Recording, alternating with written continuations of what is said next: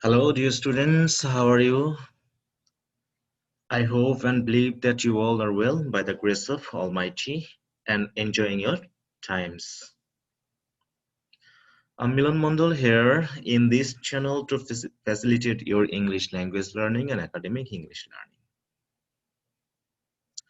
As usual, I'm here in this channel with another important class for the students of ACC level.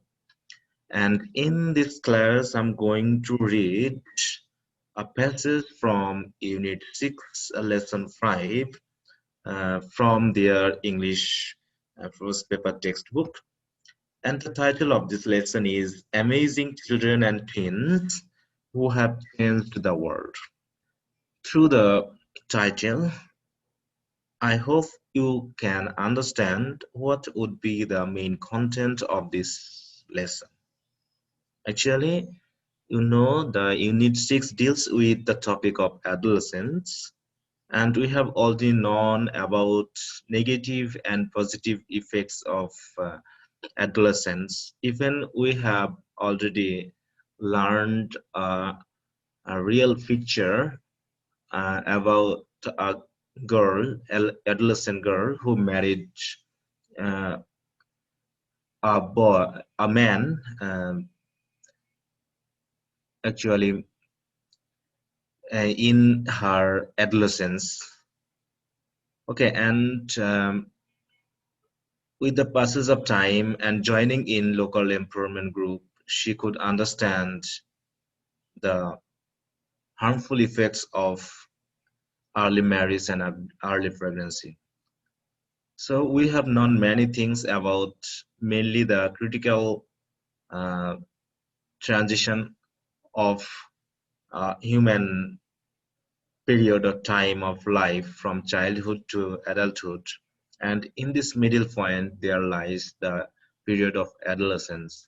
And as many things happen, negative and positive, so this period is called very critical moment.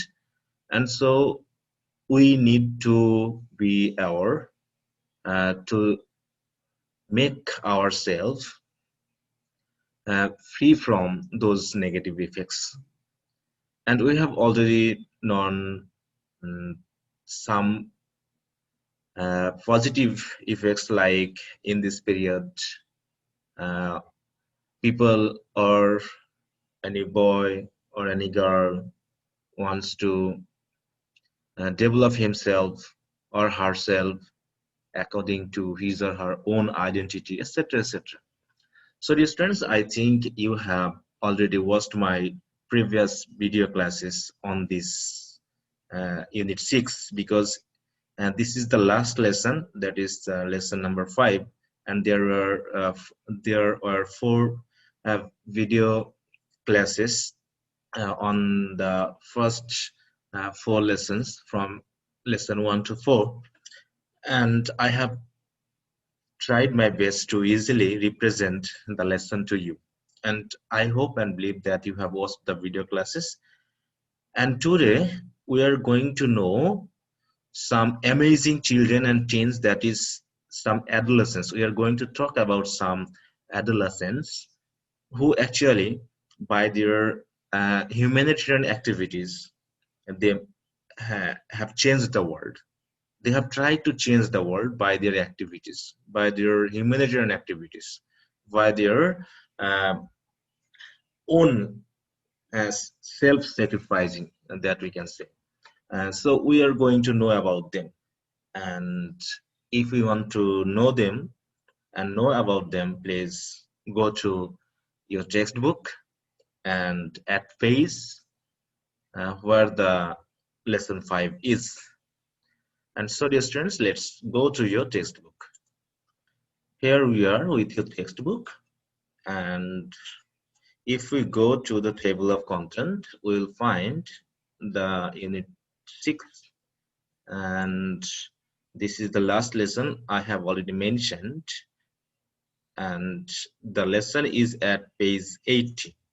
So, dear students, let's go to the page 80, where we will find the lesson. Here it is, amazing children and teens who have changed the world. Actually, what the title saying, amazing, wonderful. Okay, children and teens. Teens refers to the boys and girls who are crossing the period of adolescence.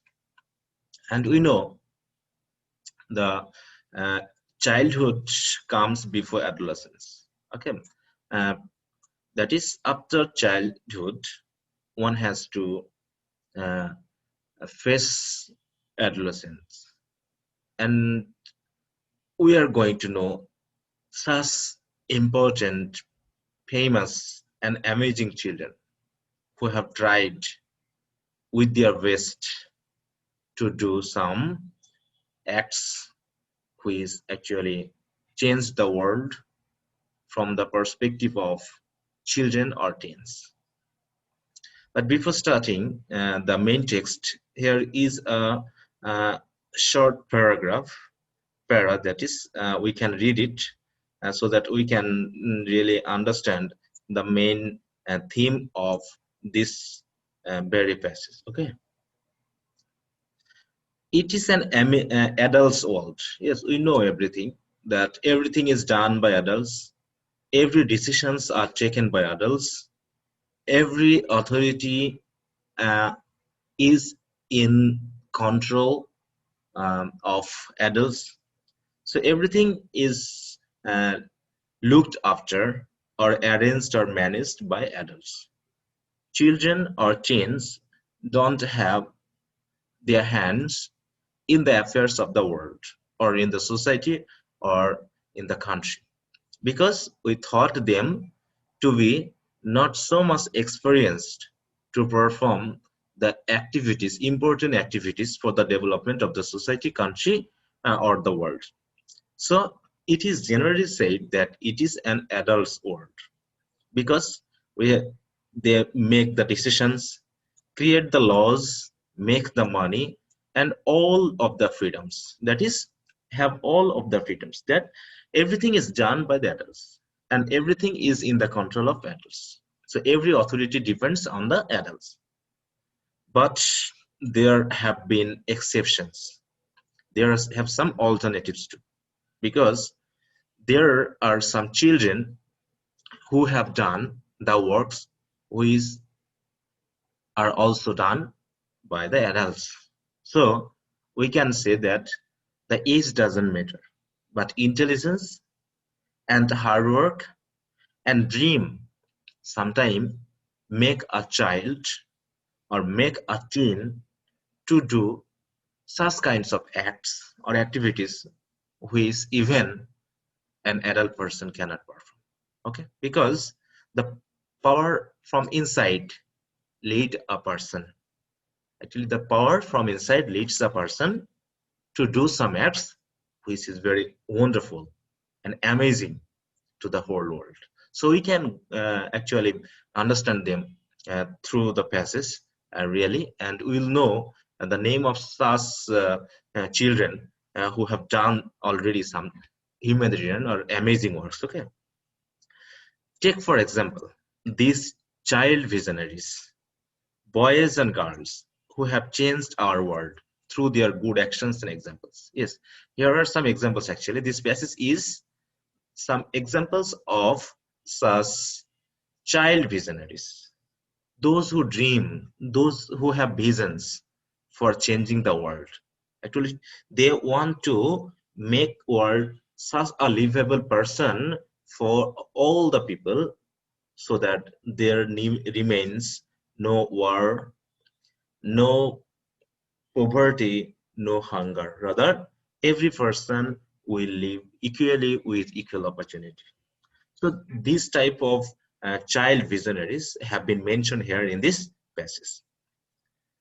Some have mobilized millions for a good cause. There are some children or teens or adolescents who have gathered millions of other boys and girls to make something good for the human being. Again, others have moved us simply by their generous and helpful view of humanity. Yes, there are some children, there are some boys and girls who possess a great view, generous view, honest view of making humanity great.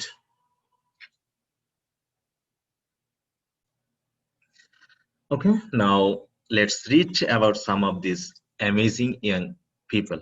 Okay, আমরা এখন কিছু এই ধরনের amazing, আশ্চর্যজনক, হ্যাঁ, বিস্ময়কর কিছু young people সম্পর্কে জানতে যাচ্ছি। হ্যাঁ, তা চলো আমরা শুরু করি। Because whenever we read about them, we will be inspired. We will feel that if we could do it, হ্যাঁ, যদি আমরা এগুলো বেশ করতে পারতাম, এরকম একটা মনে হবে আসলে।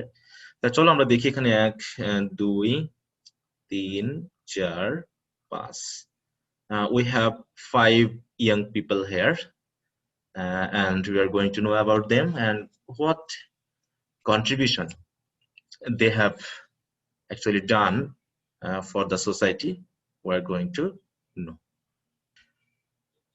Okay, dear students, তাহলে আমরা এখন প্রথম ইয়াং পিপল ডিলান মাহালিঙ্গাম সম্পর্কে জানতে যাচ্ছি। At the age of 9 বছর বয়সে Dylan Mahalingam became the co-founder, মানে সহ-প্রতিষ্ঠাতা। co-founder মানে আমরা বলছি কি সহ-প্রতিষ্ঠাতা কিসের, of Lil MDGs। তাহলে লিল এমডিজিসটা আসলে কি? এমডিজিসটা আমরা এখানে লেখা আছে, আমরা একটু পরে জানবো।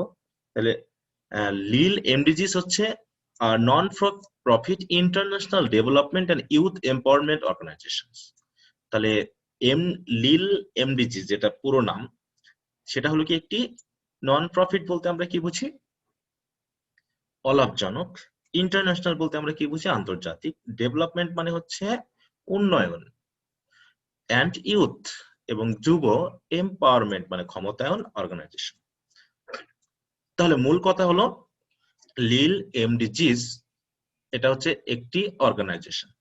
এবার এই অর্গানাইজেশনের সামনে ব্যাপক পরিমাণ ওয়ার্ড যুক্ত করে তাকে মডিফাই করে বোঝানো হয়েছে সেটা কোন ধরনের অর্গানাইজেশন। এটা হচ্ছে অলাভজনক মানে আন্তর্জাতিক উন্নয়ন এবং যুব ক্ষমতায়নের একটি অলাভজনক সংগঠন হলো লিল এমডিজিস।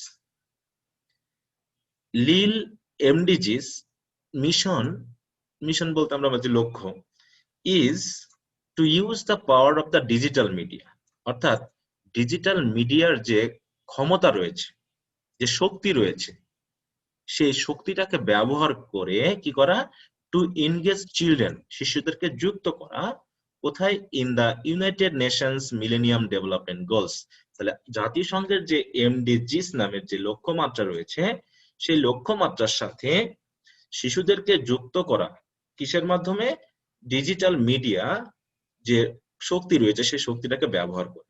তাহলে লিল এমডিজিস মানে হচ্ছে আসলে লিটল, এখানে লিল বলতে আসলে বোঝানো হচ্ছে কাদেরকে? এই লিটল চিলড্রেনদেরকে বোঝানো হচ্ছে, মানে এই জাতীয় সেন্সদেরকে বোঝানো হচ্ছে বা বাচ্চাদেরকে বোঝানো হচ্ছে যারা, মানে আমরা জানি যে এমডিজির যে বেশ কিছু লক্ষ্যমাত্রা রয়েছে, সেই লক্ষ্যমাত্রার মধ্যে শিশুদের নিয়েও কিন্তু কিছু লক্ষ্যমাত্রা রয়েছে। আমরা একটু এমডিজিস সম্পর্কে একটু জেনে আসি ইন্টারনেট থেকে, চলো। এই যে দেখো এখানে এমডিজির যে 8টি লক্ষ্যমাত্রা ছিল, সেই লক্ষ্যগুলোর মধ্যে শিশুদের নিয়ে কতটুকু রয়েছে সেটা আমরা দেখি। প্রথমত হচ্ছে eradicate extreme poverty and hunger, মানে তীব্র যে ক্ষুধা রয়েছে এবং দারিদ্রতা রয়েছে সেগুলোকে দূর করা। অ্যাচিভ ইউনিভার্সাল প্রাইমারি এডুকেশন, তাহলে সার্বজনীন প্রাথমিক শিক্ষা অর্জন, তাহলে এটা শিশুদের সাথে related. Promote gender equality and empower women, এখানেও এম্পাওয়ার উইমেন মানে নারীদের কথা চলে এসছে, মানে অ্যাডোলেসেন্ট গার্লসদের কথা চলে আসছে। রিডিউস চাইল্ড মর্টালিটি, শিশু মৃত্যু হার কমানো, তাহলে এখানে শিশুদের অবদান রয়েছে। ইমপ্রুভ ম্যাটারনাল মর্টালিটি, মাতৃ মৃত্যু হার যে রয়েছে, maternal health, sorry, improve maternal health, মাতৃ স্বাস্থ্য যে রয়েছে তার উন্নয়ন। এরপর এখান থেকে দেখি আমরা, তারপর হচ্ছে to fight malaria, AIDS, HIV and other diseases, অন্যান্য যে সকল রোগ রয়েছে সেগুলো সাথে যুদ্ধ করা। টু প্রমোট এনভায়রনমেন্টাল সাস্টেনেবিলিটি, পরিবেশগত যে টেকসই সেইটাকে প্রমোট করা। To develop a universal partnership for development, এবং উন্নয়নের জন্য যে সার্বজনীন যে একটা অংশীদারিত্ব সেটাকে ডেভেলপ করা। তাহলে এখানে আমরা মেইনলি পাচ্ছি হচ্ছে primary education, to reduce child mortality, এবং আমরা যে এক্সট্রিম পভার্টি, হাঙ্গার, এগুলো কিন্তু নিয়ে আসে। তার মানে বেশ কিছু, এই 8টির মধ্যে বেশ কিছু লক্ষ্যমাত্রায় সরাসরি শিশুদের ব্যাপার রয়েছে। তাই এই ডিলান মাহালিঙ্গাম সহ যারা লিল এমডিজিসটা গঠন করেছিল, তাদের কাজ হলো এই লক্ষ্যমাত্রার সাথে রিলেটেড শিশু বিষয়ক যে কাজগুলো রয়েছে সেগুলোতে যাতে সরাসরি শিশুদেরকে যুক্ত করা যায়, সেই ক্ষেত্রে ডিজিটাল মিডিয়া যেমন রয়েছে ফেসবুক, ইন্টারনেট, ইউটিউব, এই মিডিয়াগুলোকে ইউজ করে কিভাবে বাচ্চাদেরকে কি করা যায়, একত্রিত করা যায়। তাহলে কি হলো, his organisation has mobilised more than 3 million children around the globe to raise $780,000 for tsunami relief and more than $10 million for hurricane relief. তাহলে দেখো যে তার এই সংগঠন তাদের এই কার্যক্রমের মাধ্যমে সারা বিশ্বের প্রায় 3 মিলিয়নেরও বেশি শিশুদেরকে কি করতে পেরেছে, যুক্ত করতে পেরেছে, উৎসাহিত করতে পেরেছে। এবং তার মাধ্যমে তারা শুধু বলছে কি সুনামি রিলিফের জন্য প্রায় $7,80,000 এবং হারিকেন রিলিফের জন্য প্রায় $10 মিলিয়ন তারা কিন্তু রেইজ বা তুলতে বা সংগ্রহ করতে পেরেছে। এছাড়া বলা হচ্ছে he has build a dormitory in Tibet. Dormitory মানে কি, বহু কক্ষ বিশিষ্ট যে আবাস, যে বাসা, সেই বাসাকে বলি ডরমিটরি।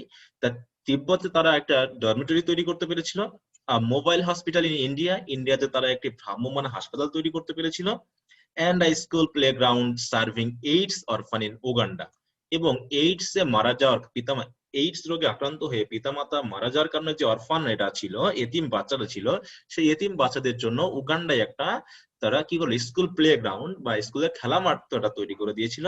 এভাবে তারা বিভিন্ন ধরনের কাজ কিন্তু করেছে। এগুলো just for some mentionable and significant works of this organization. এই জন্য বলা হচ্ছে Dylan is youth speaker for the United Nations. অতএব ডিলান হচ্ছে বর্তমানে যুব সমাজের মুখপাত্র হিসাবে কাজ করছে কোথায়, জাতিসংঘে। অর্থাৎ বলা হচ্ছে ডিলান জাতিসংঘের একজন তরুণ মুখপাত্র আর কি। তাহলে আমরা দেখতে পাচ্ছি যে অল্প বয়সে, মাত্র 9 বছর বয়সে, at the age of 9 only, we cannot think actually easily, আমরা কিন্তু এটা সহজে অনুভব করতে পারবো না। but the work was a great one, যে সারা বিশ্বের মানুষকে উৎসাহিত করতে পেরেছে, মানুষ সহ বাচ্চাদেরকে, বিশেষ করে এখানে নিশ্চয় বাচ্চাদেরকে উৎসাহিত করার জন্য তাদের পিতামাতাকে উৎসাহিত করতে হয়েছিল, কারণ একটা বিশ্বাসের ব্যাপার রয়েছে। তাহলে ডিজিটাল মিডিয়ার মাধ্যমে সে বিশ্বাস অর্জন করতে পেরেছিল from the people of around the globe. তাহলে সারা বিশ্বের মানুষের যে বিশ্বাস তারা অর্জন করা কিন্তু খুব কঠিন, তারপর তারা অর্জন করেছিল, এবং ব্যাপক পরিমাণ অর্থ তারা কিন্তু সংগ্রহ করতে পেরেছিল, এবং এই ধরনের কার্যক্রম তারা সারা বিশ্বের বিভিন্ন দেশে করেছে। এখানে কয়েকটি হয়তো নাম উল্লেখ করা হয়েছে। তো এই হচ্ছে ডিলান মাহালিঙ্গাম এবং তার যে সকল সহযোগীরা ছিল তাদের একটা ওয়ান্ডারফুল অথবা চমৎকার একটা পদক্ষেপ, যা বিশ্বকে পরিবর্তন করে দিতে কিছুটা হলেও অবদান রেখেছিল। এরপর আমরা চলে যাব আলেকজান্ড্রা অ্যালেক্স স্কট। তাহলে আলেকজান্ড্রা অ্যালেক্স স্কট, দেখি এই বাচ্চাটার চমকদারি কাজ কি। Alexandra Alex Scott was born in Connecticut in 1996, অর্থাৎ 1996 সালে কানেকটিকাটে আলেকজান্ড্রা অ্যালেক্স স্কট জন্মগ্রহণ করেছিল, and was diagnosed with neuroblastoma। তাহলে নিউরোব্লাস্টোমা নামে এক ধরনের যে এটাকে বলা হচ্ছে কি a type of childhood cancer, এক ধরনের শিশুকালের বা বাল্যকালের যে একটা ক্যান্সার, সেই ক্যান্সারে কিন্তু মানে আক্রান্ত হয়েছিল আর কি। ডায়াগনোস মানে কি, নির্ধারণ করা হয় বা নির্ণয় করা হয় যে এই বাচ্চাটি এই ক্যান্সারে আক্রান্ত শর্টলি বিফোর শি টার্ন 1, মানে কি শর্টলি মানে কি, মানে হয়নি এমনটা, মানে 1 বছরও হয়নি এমন সময়েই তার এই ধরনের ক্যান্সার আর কি ধরা পড়ে। তা দেখো 1996 আমরা সালটা খেয়াল রাখবো। ইন 2000, জাস্ট আফটার টার্নিং 4, অতএব 1996 জন্মগ্রহণ করলে 2000 তো 4 বছর হবে, তাহলে 2000 এসে বলছে জাস্ট আফটার টার্নিং 4, ঠিক 4 বছর বয়স হতে না হতেই she informed her mother, সে তার মাকে জানালো that she wanted to start, সে শুরু করতে চায় a lemonade stand. Lemon stand মানে আমরা কি বলবো, একটা স্টল জাতীয়, একটা দোকান জাতীয়, ঠিক আছে, তো যেখান থেকে কি বিক্রি করা হবে, লেমনেড মানে তো আমরা জানি যে লেবু জাতীয় যে সকল ফল রয়েছে তা দিয়ে যে জুস তৈরি করা হয়, সেই জুস তৈরি করে হয়তো বিক্রি করবে কি করার জন্য, two raise money for doctors, তাহলে ডাক্তারদেরকে দেওয়ার জন্য টাকা তুলবে। তাহলে ডাক্তারদেরকে কেন দিবে, টু হেল্প চিলড্রেন, তাহলে যে সকল ডাক্তারেরা শিশুদেরকে সাহায্য করবে, সেই সকল শিশুদেরকে সাহায্য করার জন্য সেই সকল ডাক্তারদেরকে সে টাকা দিবে আর কি, এরকম একটা ইচ্ছা, চমৎকার একটা ইচ্ছা নয়, যে সে একটা শুধু একটা লেমনের স্ট্যান্ড দিয়েই সে নাকি টাকা সংগ্রহ করবে এবং বাচ্চাদেরকে চিকিৎসা দিবে যে সকল ডাক্তারেরা, সেই ডাক্তারদেরকে নাকি তিনি টাকা পে করবেন। কি একটা চমৎকার পদক্ষেপ নিশ্চয়ই। অতএব এটা হয়তো বা প্রথম অবস্থায় তার মায়ের কাছে এটা হাস্যকর মনে হয়েছিল, তাই না, হিউমারাস মনে হয়েছিল, যেটা কখনো সম্ভব যে একটা ছোট একটা নাকি লেমনের স্টল দিয়ে, দোকান দিয়ে সে নাকি টাকা তুলবে ডাক্তারদের দেওয়ার জন্য যারা শিশুদেরকে সাহায্য করবে। কিন্তু না, তার যে ভিশনারি যে পদক্ষেপ, তার যে ভিশন, তার যে ড্রিম, সে কিন্তু সফলভাবেই সম্পূর্ণ করেছিল। কেমন ভাবে দেখি, হার first lemonade stand raised $2000 and led to the creation of Alex Lemonade Stand Foundation. তাহলে তার প্রথম যে লেমনেড স্ট্যান্ড দিয়েছিল সে, সেই লেমনেড স্ট্যান্ড থেকে সে প্রায় $2000 মতো সংগ্রহ করতে পেরেছিল এবং পরবর্তীতে তার এই পদক্ষেপই করলো কি, অ্যালেক্স লেমনেড স্ট্যান্ড নামে একটা ফাউন্ডেশনই মোটামুটি তৈরি হয়ে গেল, led to the creation of, মানে সৃষ্টি হওয়া। তাহলে তার এই পদক্ষেপের কারণেই কি হলো, একসময় অ্যালেক্স লেমনেড স্ট্যান্ড ফাউন্ডেশন নামে একটি ফাউন্ডেশনও কি হয়ে গেল, গড়ে উঠল। তারপর থেকে Alex continued her lemonade stands throughout her life, যতদিন বেঁচে ছিল সে তার কাজ চালিয়ে গেল, ultimately raising over $1 million toward cancer research. দেখো যে ক্যান্সার গবেষণায় প্রায় $1 million কিন্তু সে তুলে অবদান রাখতে পেরেছিল তার এই কার্যক্রমে। আলটিমেটলি মানে কি, পর্যায়ক্রমে, তাই তো, শেষ পর্যায়ে বা হচ্ছে তার পদক্ষেপের এক পর্যায়ে সে এই ক্যান্সার রিসার্চের জন্য বা গবেষণার জন্য $1 million সংগ্রহ, তহবিল সংগ্রহ করতে পেরেছিল আর কি। She passed away in August 2004 at the age of 8. দেখো তাহলে মাত্র সে কাজটি করেছিল 4 বছর, মানে 4 বছরে আর কি। তাহলে 4 বছর বয়স থেকে শুরু করেছিল এবং 8 বছর বয়সে মারা গেল। তার মানে তার এই কার্যক্রমটা ছিল মাত্র 4 বছর, মানে তার জীবদ্দশায়। কিন্তু পরবর্তীতে কি করা হচ্ছে, today Alex lemonade stand sponsors a national fund raising weekend in the United states which is popularly known as lemonade days. তার মানে তার মারা যাওয়ার পরেও তার এই অ্যালেক্স লেমনেড স্ট্যান্ড যে ফাউন্ডেশন, সেটা কিন্তু থেকে যায় এবং এই ফাউন্ডেশন কি করে, স্পন্সর্স করে আর national fund raising weekend in the United States, বিশেষ করে যুক্তরাষ্ট্রে একটি ফান্ড রেজিং সপ্তাহ হিসাবে যে সপ্তাহ ম্যানেজ করা যায়, যা দিয়ে জাতীয়ভাবে তথ্য সংগ্রহ করা যায়, এমন যে ডে বা উইকেন্ডের স্পন্সর্স কিন্তু এই লেমনেড স্ট্যান্ড করে থাকে। এবং যে উইকেন্ডটা আবার কি নামে পরিচিত, which is popularly known as lemonade days, যে উইকেন্ড গুলো আবার লেমনেড ডে নামে পরিচিত। ইচ ইয়ার, প্রতি বছর, as many as 10,000 volunteers at more than 2,000 Alex Lemonade Stand make a difference for children with cancer. অর্থাৎ প্রতি বছর 10,000-এরও বেশি ভলেন্টিয়ার্স এবং 2,000-এরও বেশি লেমনেড স্ট্যান্ড তারা বানিয়ে প্রতি বছর কি করে, যে সকল শিশুদের ক্যান্সার রয়েছে তাদের জন্য একটা পরিবর্তন নিয়ে আসে বা বিশেষ অবদান রাখে আর কি। তাহলে দেখো, ছোট্ট একটি মেয়ের ছোট্ট একটি চিন্তা, যে চিন্তাটা আজকে অনেক বাচ্চাদের, বিশেষ করে তার মতো যারা বিভিন্ন ক্যান্সার বা এই জাতীয়তে আক্রান্ত, তাদের ক্ষেত্রে কিন্তু সাহায্য করে যাচ্ছে। তাহলে এই যে ভিশনারি যে পদক্ষেপগুলো, হ্যাঁ, যে হঠাৎ করে সে ভাবলো আমি এটা করলে কেমন হয়, এবং যেমন চিন্তা তেমন কাজ, ঠিক সেই কাজ আবার সফলতার একসময় আলো দেখলো, এবং এটা কেমন ভাবে ঘটলো, মাত্র 4 বছরের মধ্যেই কিন্তু বিষয়টা এমন একটা রূপ লাভ করলো যে পরবর্তীতে মানে বর্তমানে সেটা অনেকের জন্য উপকার বয়ে নিয়ে আসছে। এরপর চলে যাই তৃতীয় যে পার্সনটি রয়েছে তার সম্পর্কে একটু জানি। এটা হচ্ছে রায়ান রেলাক। আমরা একটু উচ্চারণে খেয়াল রাখবো, এইস এবং জি এর কথা বাদ গেছে, অতএব স্পেলিং অনুসারে প্রনাউন্সিয়েশন হয়নি। আমরা এখানে নামটি জানবো, রায়ান রেলাক।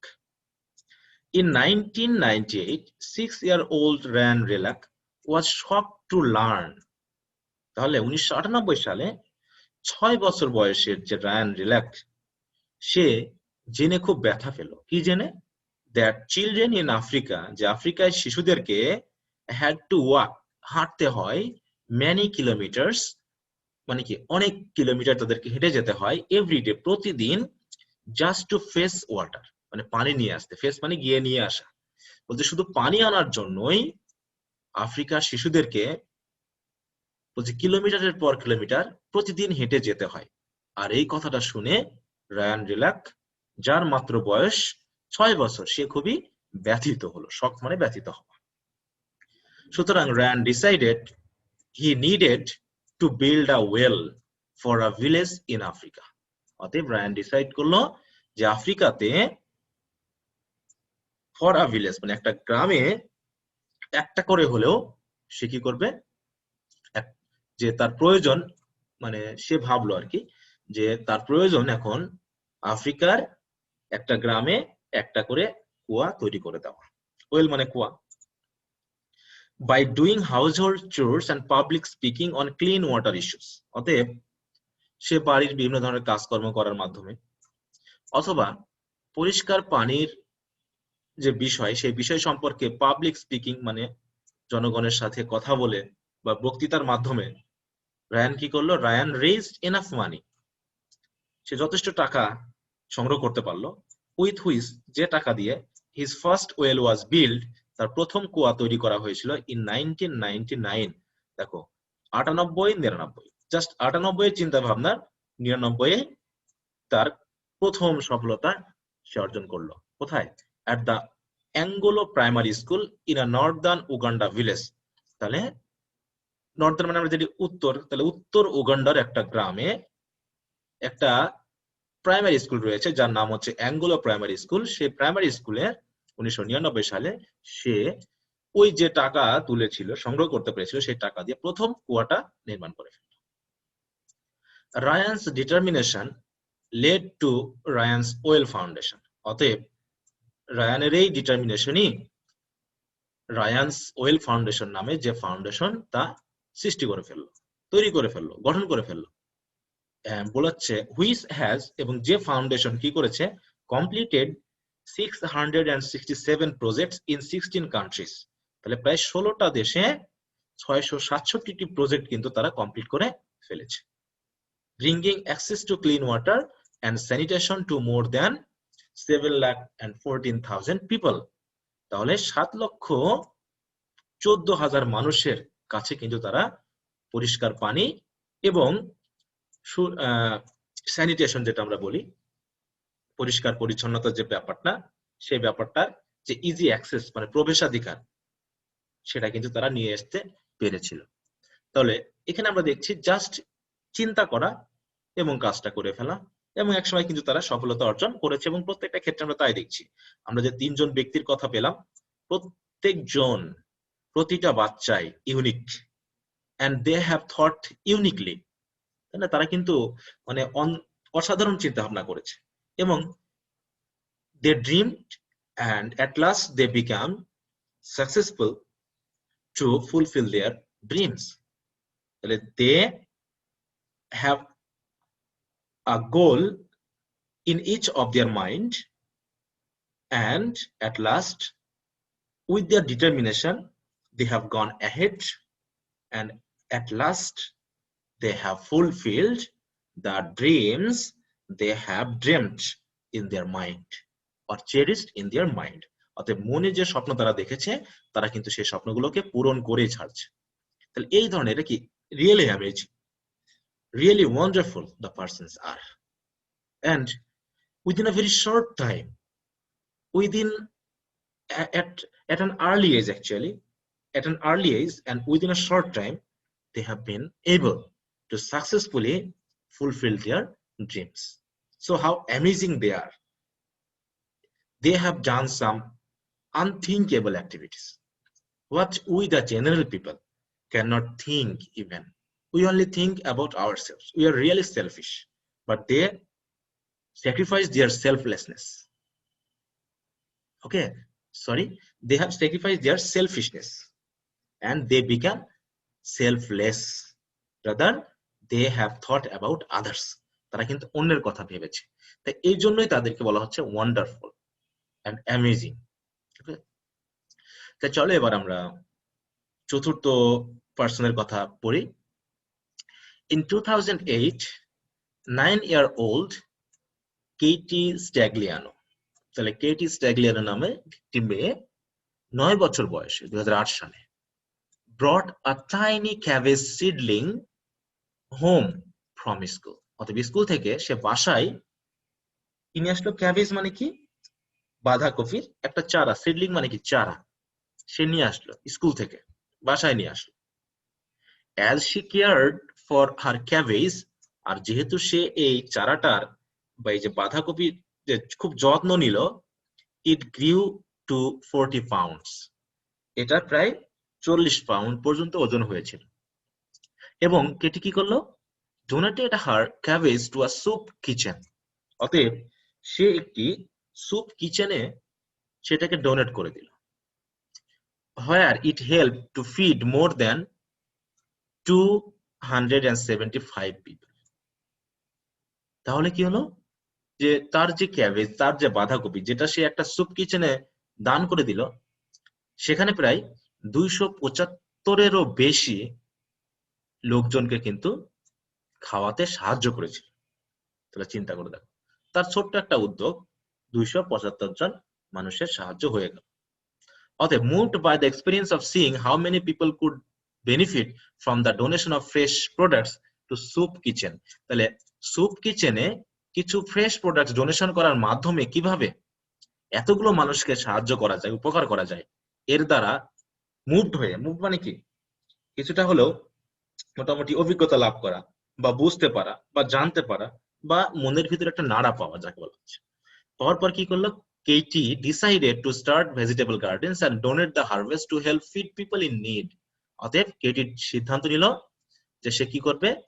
অভাবী যে সকল লোকজন রয়েছে তাদেরকে, মানে প্রথমে সে কি করবে? স্টার্ট ভেজিটেবল গার্ডেন্স, সে একটি শাকসবজির বাগান তৈরি করবে এবং তারপর তার যে ফসল হবে বা সবজি হবে, সেই সবজি দিয়েই সে এই অভাবী লোকজনদেরকে খাওয়াতে সাহায্য করবে।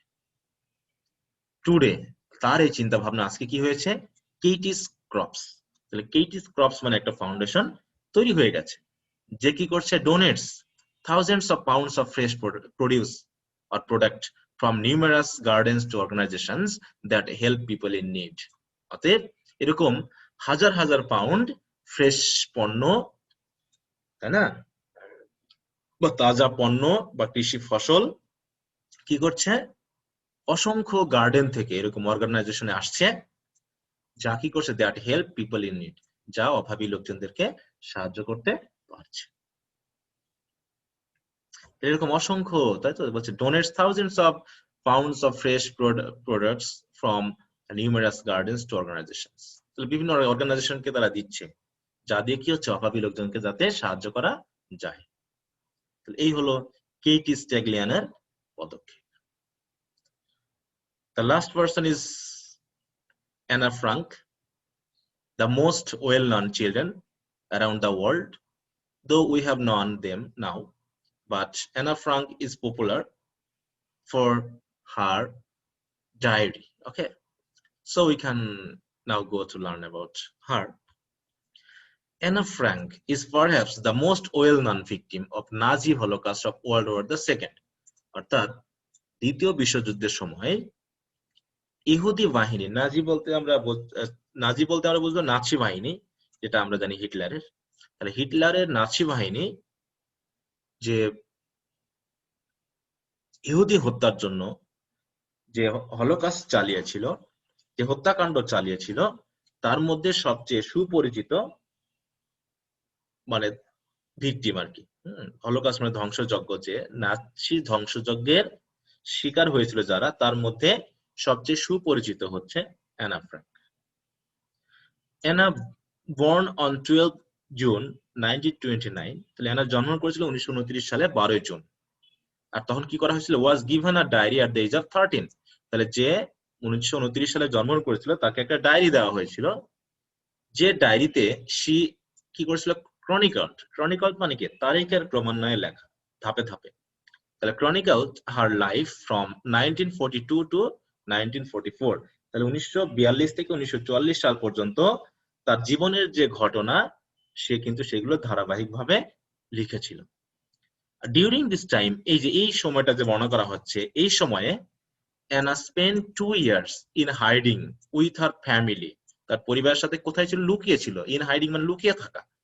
In Nazi occupied Amsterdam in a secret annex with 4 other Jews। Jew মানে কি? আমরা জানি ইহুদি। তাহলে কি হয়েছিল? যে এই সময়ে 1942 থেকে 1944 সাল পর্যন্ত সে তার পরিবারের সাথে এবং বলছিল কি আরো 4 জন ইহুদির সাথে নাজি অকুপাইড মানে হচ্ছে নাৎসি অধিভুক্ত যে আমস্টারডাম, সেখানের একটি সিক্রেট অ্যানেক্স। সিক্রেট অ্যানেক্স মানে কি? গোপন গৃহ। হ্যাঁ, কোনো বাসার হয়তো উপরের কুঠুরি বা মাটির নিচে গোপন কুঠুরি থাকে, সেই গোপন কুঠুরিতে বা গৃহে তারা কিন্তু লুকিয়েছিল। কত বছর? 42 থেকে 44, 2 থেকে 2.5 বছর, তাই না? এই যে 2 বছর তারা কিন্তু ওখানে লুকিয়ে কাটিয়েছিল। কিন্তু কি হলো? Betrayed and discovered in 1944। কিন্তু প্রতারণা করলো কেউ না কেউ, এবং তারা কি হলো? তাদেরকে আবিষ্কার করা হয়ে গেল, খুঁজে পাওয়া গেল। কত সালে? 1942 সালে। তাহলে তাদের মধ্যেই, তোমরা যদি গল্পটা পড়ো তাহলে দেখবা এই এদের মধ্যেই কিছুটা গন্ডগোল হয়, কিছুটা মন কষাকষি হয়, কিছুটা কনফ্লিক্ট হয়। এর কারণে দেখা যাচ্ছে তারা বিট্রেড হলো, অন্যরা তাদের সাথে চিটিং করলো, এবং এ কারণেই তারা ধরা পড়ে গেল। আর এই কারণে কি হলো? Anna was sent to the Bergen Belsen concentration camp. Concentration camp বলতে আমরা কি বুঝি? কনসেন্ট্রেশন ক্যাম্প মানে হচ্ছে বন্দি শিবির। তাহলে যেখানে মানুষজনকে আটকে রাখা হয় একটা নির্দিষ্ট সীমার মধ্যে। তাহলে বার্চেন বেলসেন নামে যে কনসেন্ট্রেশন ক্যাম্প রয়েছে বা বন্দি শিবির রয়েছে, সেখানে এনাকে পাঠিয়ে দেওয়া হলো। where she died of typhus in 1945, যেখানে সে টাইফাসে 1945 সালে কি হলো? মারা গেল। টাইফাস বলতে আমরা কি বুঝবো? কালাজ্বর। ওই সময় কালাজ্বর আসলে খুবই ভয়ঙ্কর একটা রোগ ছিল, যেখানে হতো সেখানে মহামারী আকার ধারণ করত, কলেরার মতো, যক্ষার মতো, এবং অনেক লোক একসাথে মারা যেত। তা 1945 সালে টাইফাসে আক্রান্ত হয়ে অ্যানাও মারা যায়। অ্যানাস ফাদার অটো ফ্র্যাঙ্ক, তবে অ্যানার বাবা অটো ফ্র্যাঙ্ক, যার নাম, was the only occupant of the secret annex to survive the war। অতএব একমাত্র তার বাবাই এই গোপন কুঠুরির একমাত্র মালিক ছিল, মানে ওই সময় বেঁচে ছিল, তিনি কোন রকম ভাবে তিনি বেঁচে যান। তাই বলছে এই গোপন গৃহের একমাত্র অ্যানার বাবাই কি বেঁচে যাওয়া ব্যক্তি ছিল এই যুদ্ধের সময়, এবং তিনি একমাত্র বাসিন্দা ছিলেন, যে কারণে তিনি যুদ্ধের সময় বেঁচে যান। In 1947, 1947 সালে, he published Anna's diary as the diary of a young girl। অতএব তার বাবা 1947 সালে ওই ডায়েরিটার the diary of a young girl এই নাম দিয়ে ডায়েরিটাকে পাবলিশ করে। Anna's diary, the account of her internment. দেখো, অ্যাকাউন্ট মানে কি? বর্ণনা। ইন্টারমেন্ট মানে কি? বন্দিত্ব। এই যে তারা যে বন্দি অবস্থায় ছিল, হ্যাঁ, তাহলে এই বন্দিত্বের কি করেছে? একটা বর্ণনা তিনি ওখানে দিয়েছেন। তাহলে the account of her internment as well as her deep belief in humanity, এবং মানবিকতার প্রতি বা মানবতার প্রতি তার যে দৃঢ় বিশ্বাস সেটা কিন্তু তিনি বর্ণনা করেছেন ওই ডায়েরিতে। আর এই কারণেই এই ডায়েরিটা কি হয়েছে, অ্যানাস ডায়েরি, এটা হচ্ছে subject, has become one of the world's most widely read books. তাহলে যেহেতু তার ডায়েরিতে বর্ণনা রয়েছে তার বন্দি দশা এবং তার মানবিকতার প্রতি বা মানবতার প্রতি তার যে দৃঢ় বিশ্বাস, এই বিষয়গুলো বর্ণনা করার কারণে তার এই ডায়েরি বিশ্বের মধ্যে সবচেয়ে বহুল পঠিত, well read books, most widely read books মানে কি, মোস্ট ওয়াইডলি মানে কি সর্বপঠিত আর কি, সবচেয়ে বিস্তৃত ভাবে পড়া হয়েছে বিশ্বের এমন বইয়ের মধ্যে অন্যতম হলো তার এই ডায়েরিটি। তো এই হলো ডিয়ার স্টুডেন্টস, আশা করি তোমরা এখানে যে 5 persons have been talked about, এখানে যে 5টা ব্যক্তির কথা বলা হয়েছে, ইয়াং গার্লস এর এন্ড বয়েজ এর কথা বলা হয়েছে, আশা করি তোমরা বুঝতে পেরেছো how amazing they were, how extraordinary they were in their lifetime, and what actually they have done to change the world, to amaze the world, to surprise the world and the person or the people around the world. And their activities have done a great service to the humanity and to the common people and to the society and to the whole world. মানে কি সারা বিশ্বের কাছে কি ধরনের অবদান আসলে তারা রেখেছে। অতএব এখানে যে বলা হচ্ছে পৃথিবীটা আসলে যে সবসময় অ্যাডাল্টসদের হবে তা কিন্তু নয়। There have been some exceptions, and still there are some exceptions in our society, in our country, and throughout the whole world. There are some extraordinary, intelligent boys and girls who are always thinking how they can affect in a well manner to the world. বিশ্বকে কিভাবে, বিশ্বের চারপাশে মানুষকে কিভাবে প্রভাবিত করা যাবে ভালোভাবে, তারা কিন্তু তা চিন্তা করে যাচ্ছে। কেউ খেলা দিয়ে, কেউ গান দিয়ে, কেউ লেখনের মাধ্যমে, কেউ মানবিক কার্যক্রমের মাধ্যমে, ইত্যাদি ইত্যাদি ভাবে মানুষ কিন্তু তাদের এই উপকার পেয়ে যাচ্ছে। সো ডিয়ার স্টুডেন্টস, আশা করি তোমরা এই প্যাসেজটি পড়লে। এই প্যাসেজের এই গল্পগুলোর মধ্যে সবচেয়ে অ্যানা ফ্র্যাঙ্কের ব্যাপারটা একটু গুরুত্ব সহকারে ধরা হয়েছে এবং এই তোমাদের বিশেষ করে ফ্লো চার্টে বা হচ্ছে সামারাইজেশনে দেওয়া হচ্ছে।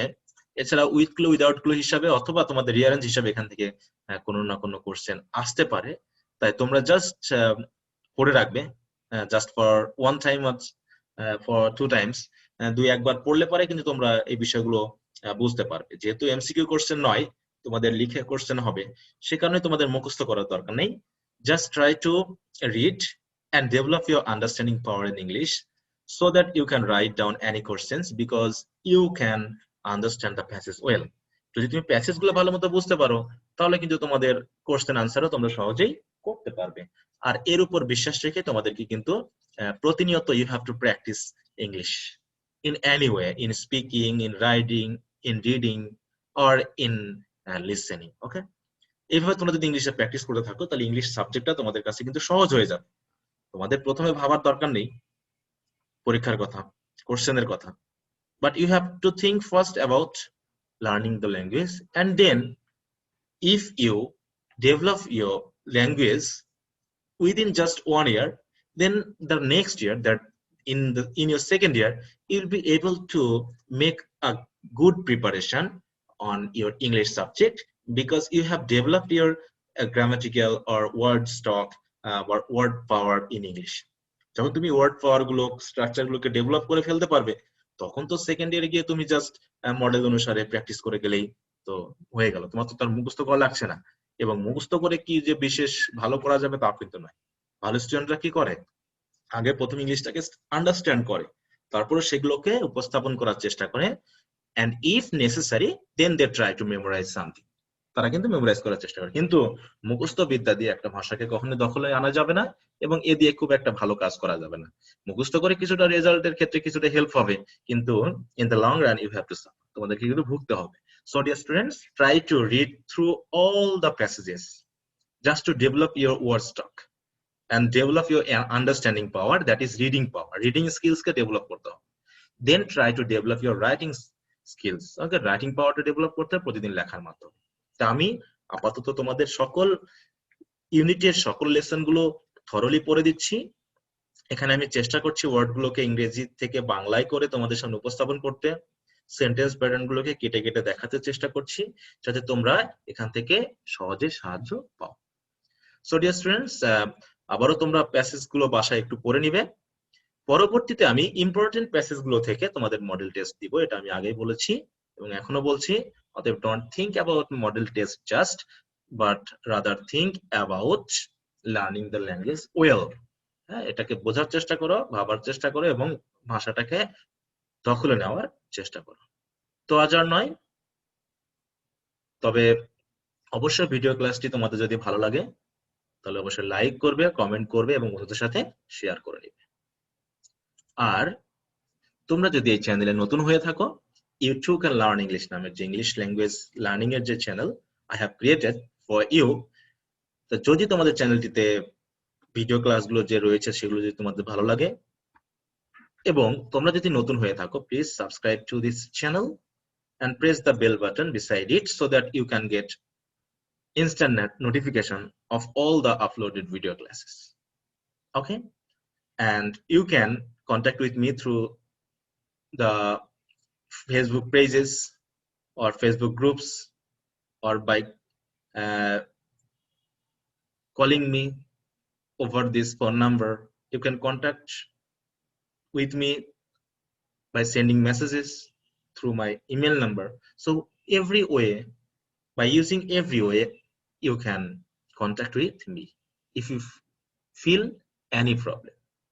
Okay, if you feel any difficulty in understanding anything, you can contact with me.